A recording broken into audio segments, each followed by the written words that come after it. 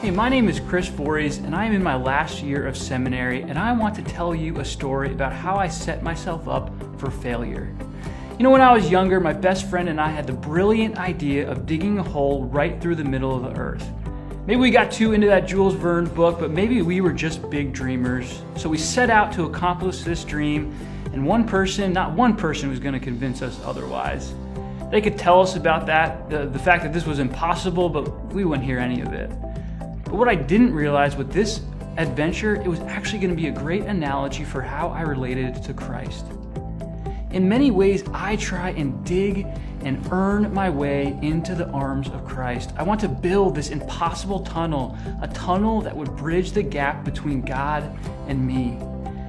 When I am in this mode of digging, I relate and I see Jesus in two distinct ways. You know, this first characteristic of digging is I think I've become really focused on my behavior. With each shovel of hard manual labor, I believe that somehow I am becoming a better person. But guess what? Jesus didn't die on the cross for the world so that there could be better people roaming around. When we settle for behavior modification as the goal of the gospel, we miss out on a whole lot of who Jesus is. The second characteristic of this impossible dig is that I am fueled by my feelings of guilt.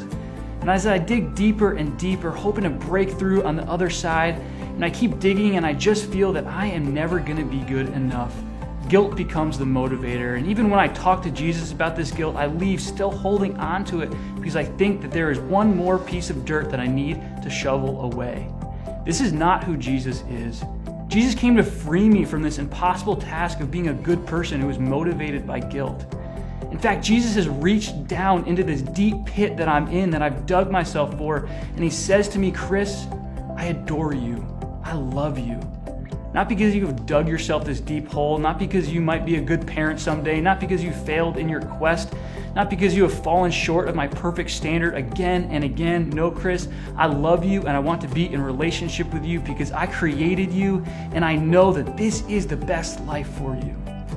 It won't be the easiest life, Chris, but it will be the best. And when I recognize what this means, I am overwhelmed by the supremacy of Christ. I am overwhelmed by his goodness. And my response to this grace-filled supremacy of Christ is gratitude and joy. Jesus, I want to glorify you and enjoy you forever. If you know deep down that you've been digging yourself a hole that keeps getting deeper and deeper, I invite you to reach up and grasp the hand of Jesus. If you're unsure how to even begin that, you can check out some of the resources on ChristNow.com as you will be encouraged in your journey to the center of Christ.